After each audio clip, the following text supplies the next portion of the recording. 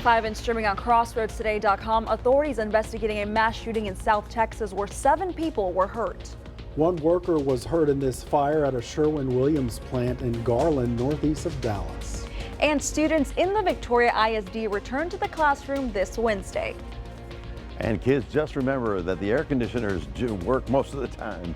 Well, folks, a record-breaking summer already. For the month of July, we've had 19 days, 100 degrees or more.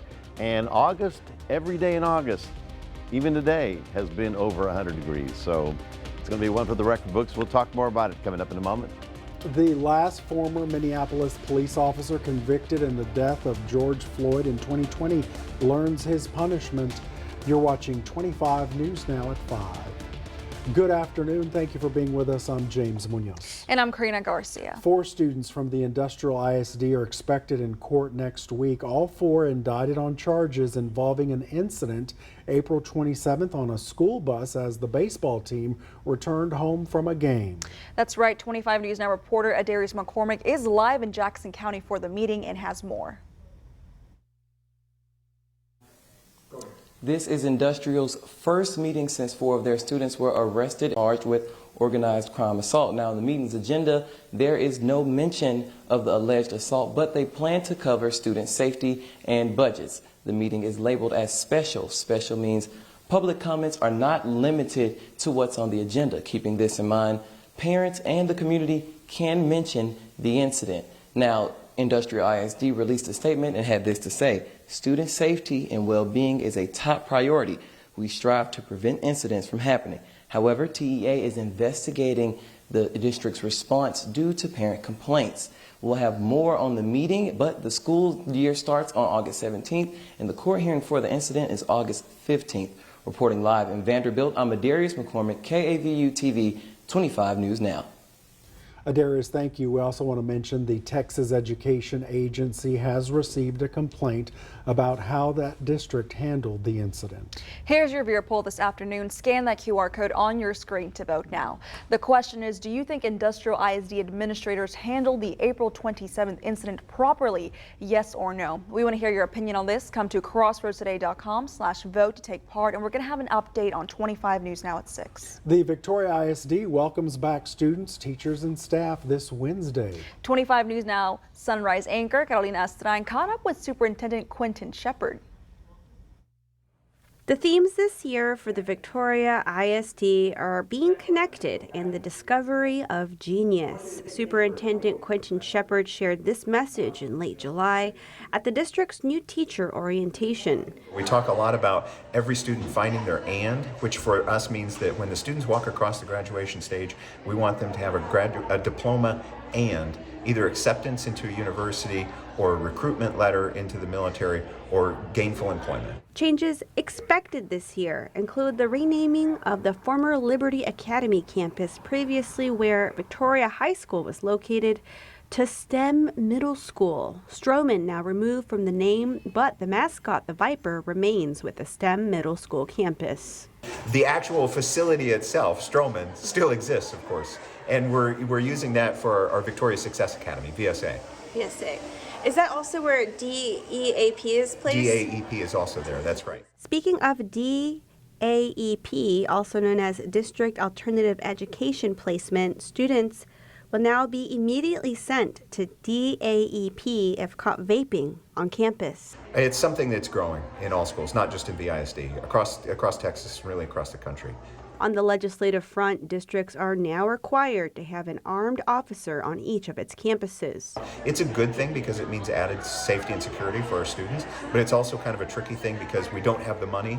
The state didn't grant us the money to pay for it, and the resources are simply not available, the officers themselves. Going back to the theme of discovery of genius, a new teacher certification and training program known as the Bridge Program is in full swing this year.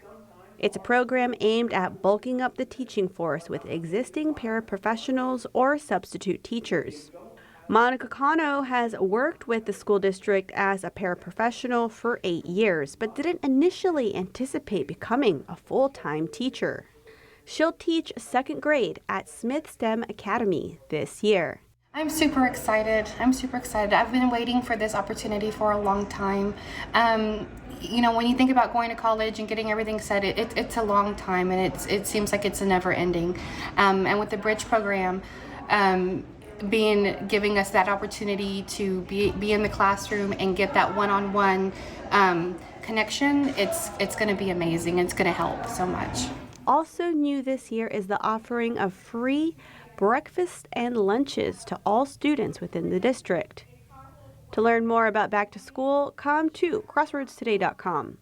Carolina Astrain, KVU TV, 25 News Now. Wharton police arrested this man, Garen Royce Ferris. He faces 4 charges, 3 are drug related. Wharton police say when he was inside the jail, they found more drugs on him. All right, time to pause just a bit, check the weather. I saw a lot of people using the handheld water hose because we're still under those water restrictions. Yes. Right, Mac? On the designated watering day, you can use a garden hose. They don't want all those sprinklers going off automatically all the time. So yeah, we need to continue because it was another triple-digit day. We got up to 101. Right now it's 99. And as I mentioned at the top, we now have 19 days in July that were over 100 degrees and 6 days in today's 7th day in August over 100 degrees. When will it end? Well, we'll talk about that coming up in a moment. Back to you. We're counting the days. Thank you, Mac. Police are investigating a mass shooting in Edinburgh, just north of McAllen. It happened early Sunday morning at the El Antro nightclub. Investigators say someone opened fire and shot 7 people. 2 of the victims are in critical condition. A surveillance camera caught images of the suspected shooter and the damaged car he was in. Police are still looking for him and trying to determine a motive in that shooting. Authorities in Texas are investigating an explosion at Sherwin-Williams plant. Garland Fire says flames broke out just before 1:30 a.m. this Monday morning. A worker at the plant was hurt and treated at the scene. The fire was extinguished, but authorities say the public should still stay clear of the area while they investigate. While Sherwin-Williams is best known for its paint, this particular factory made industrial coatings. At least 1 home was destroyed in a wildfire in Hays County near San Marcos Saturday afternoon. Several agencies, including the Texas A&M Forest Service, battled the 400-acre fire. As of Sunday afternoon, 50% of the fire was contained. 12 homes were evacuated while 60 were treated. The cause of the fire remains under investigation. Doe Tal, the last former Minneapolis police officer convicted for his role in the killing of George Floyd, sentenced to nearly 5 years in prison. He previously testified as he served as a human traffic cone when holding back bystanders as former officer Derek Chauvin knelt on Floyd's neck for 9.5 minutes as the man pleaded for his life in 2020. A judge found Tal guilty in May of aiding and abetting second-degree manslaughter. Today's sentence will run concurrently with a 3.5-year sentence on a federal civil rights conviction. The Texas Tribune has a story about the attorneys for AG Ken Paxton filing several motions over the weekend that seek to dismiss all articles of impeachment. If he's successful, Paxton's impeachment trial in September would be over before it even begins. This story can also be found at crossroadstoday.com. Remember to subscribe to our YouTube channel, Crossroads Today. Hit the like button, click the notification bell. Straight ahead on 25 News Now at 5. In California, authorities are investigating a fatal helicopter crash. 2 copters collided while battling a wildfire. Also ahead, the College Board responds to comparisons made about how slavery was said to be beneficial to African Americans.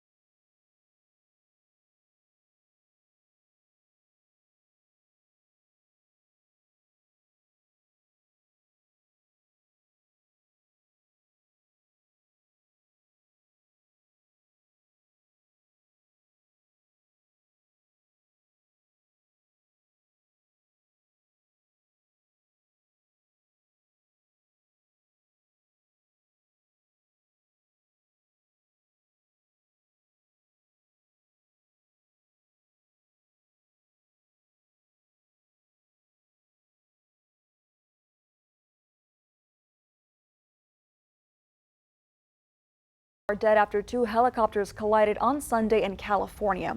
Authorities with CAL FIRE Southern say the incident happened as crews were battling a structure fire that turned into a wildfire. One of the helicopters safely landed, but the other crashed carrying 3 people. CAL FIRE says the victims are a CAL FIRE division chief, a fire captain, and a contract pilot. The wreck also sparked another 4-acre fire. Authorities say both helicopters were contracted. Although this was a tragic event, we are also thankful today that it wasn't worse. The individuals in the first helicopter were able to land safely without incident, and no one else was hurt. We think about this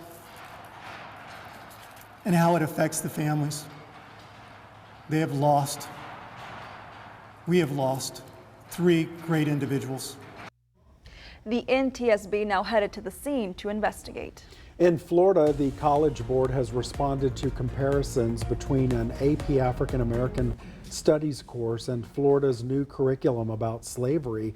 Last week, Florida's Board of Education approved a new set of standards for Black history lessons, including requiring teachers to include how slaves developed skills that could be personally beneficial. Florida Governor Ron DeSantis attempted to make a connection between that language and the College Board's AP African American Studies course. Thursday, the College Board said its course teaches how enslaved Africans and their descendants used their skills to survive. They disagree with the idea enslavement was beneficial for African Americans or anyone. The CDC estimates about 48 million cases of foodborne illnesses happen every year in the U.S., and children are among the most vulnerable. That's right. And while packing school lunches, safety experts say you should watch out for what you're packing for. A healthy meal is well balanced with members of all the food groups, but even a good lunch can go bad.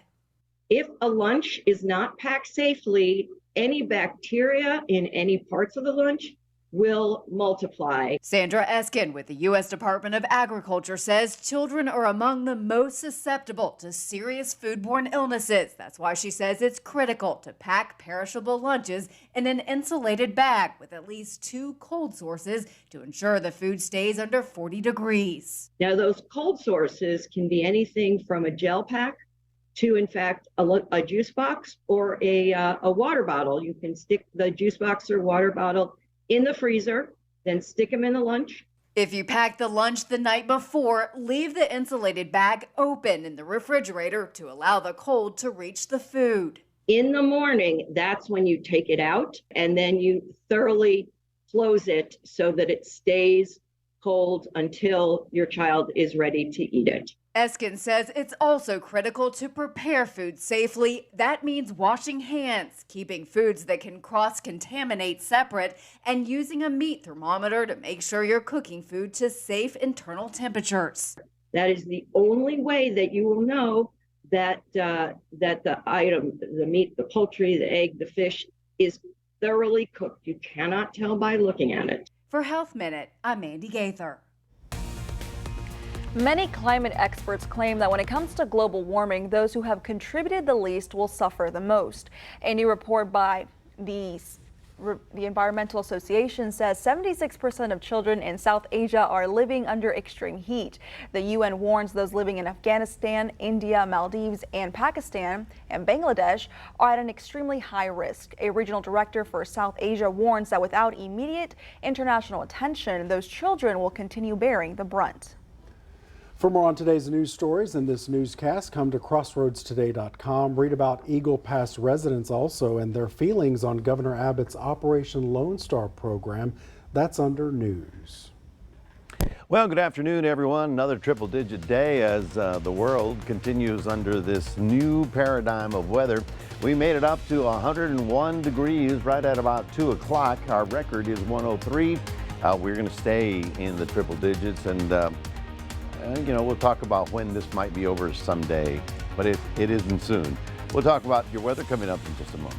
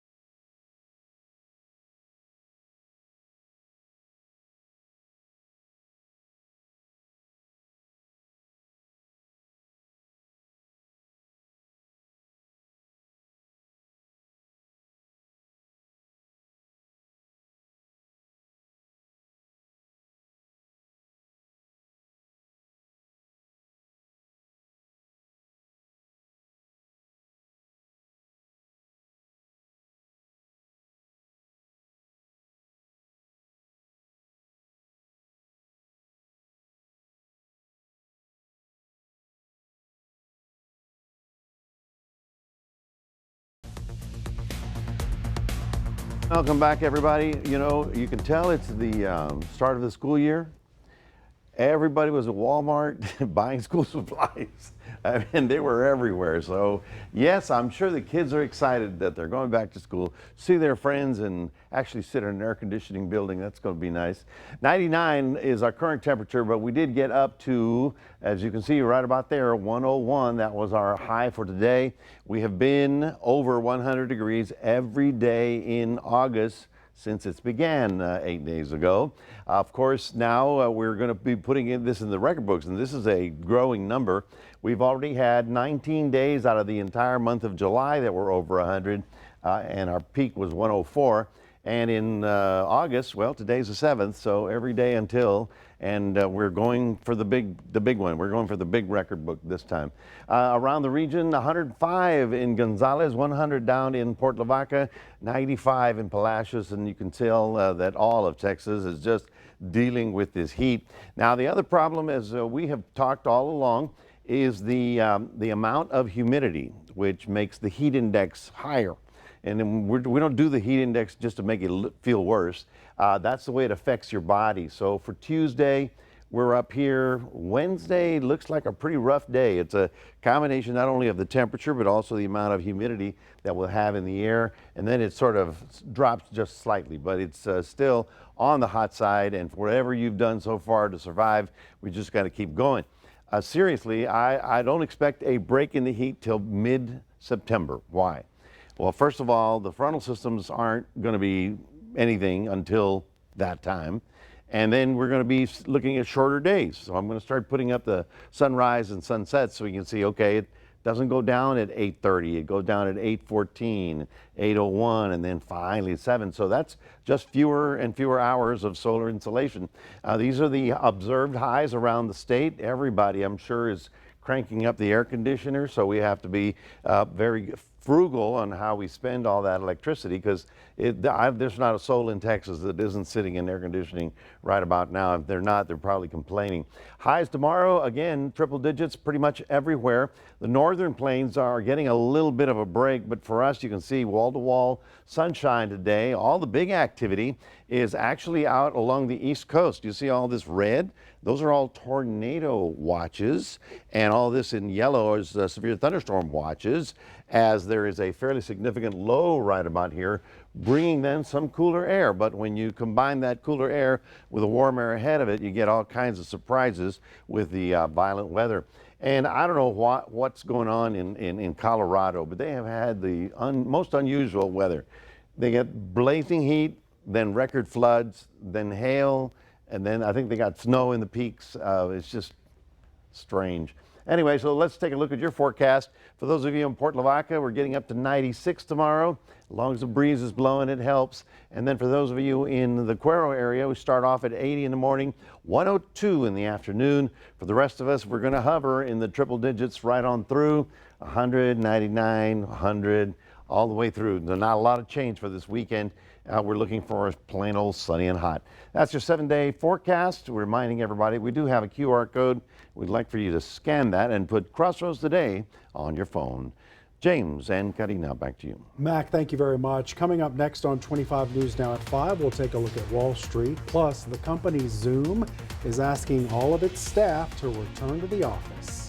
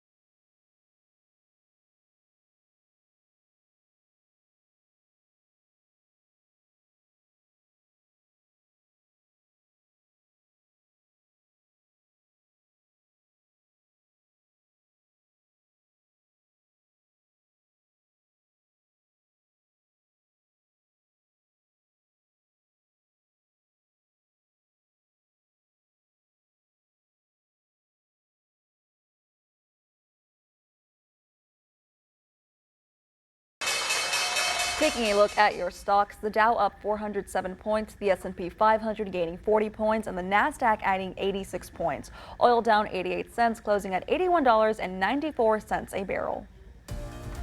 A company that made working from home possible is asking its employees to return to the office.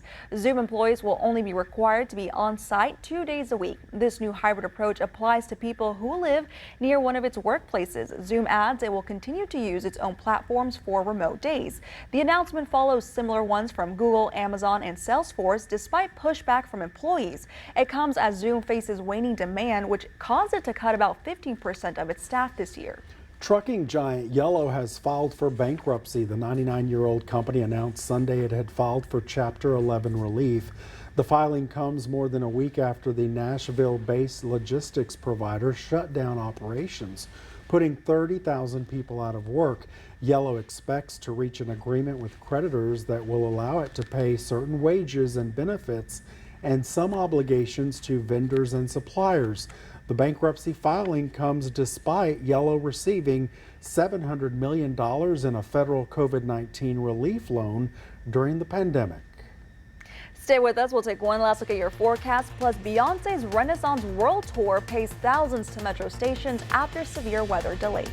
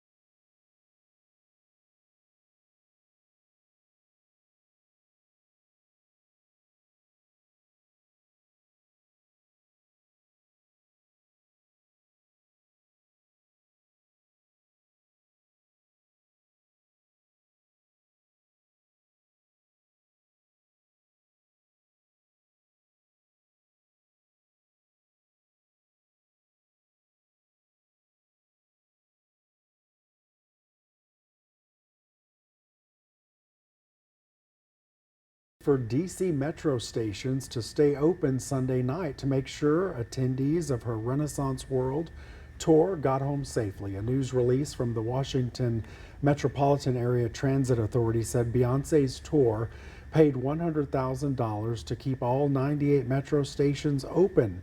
Bad weather over DC Sunday night delayed the start of the show, and so the Metro extended the last train by an extra hour, posting #Beehive can stay for the party and still get home on Metro.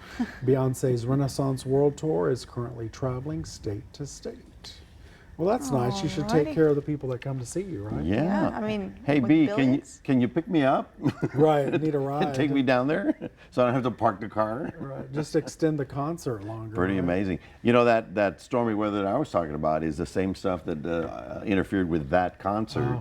last night. So yeah, everything in terms of weather right now is happening in the northeast coast. So we're not invited to that. No, we're not invited to any of that, but we are invited to this intense, dry Well, I heat. tell you, and people are kidding. You're kidding about September. No, I'm not kidding about September. Unless there would, even if it was a big, powerful tropical storm, I don't think it'd be enough to blow this thing out of the But I area. just keep thinking it's next month. Next month is September. That's what I'm saying. It's not that far. And look at it this way. The kids are going back to school, so pretty soon it'll be fall. Exactly. Yeah. 100 degrees forecast for tomorrow, and if it does, that'll be the 8th day in a row that we are over 100. James, Karina? So you're telling me September is going to be hot as well? Well, the first 2 weeks usually are. By the middle of September, give or take a couple days, we finally get a front, or we get less solar radiation, Okay. shorter days, and so all of a sudden it sort of breaks. Gotcha. So we're looking for the breaking of the heat. All right, Mac, thank you so much, and thank you for being with us. We hope to see you back here tonight for 25 News Now at 6. World News Tonight with David Muir is up next.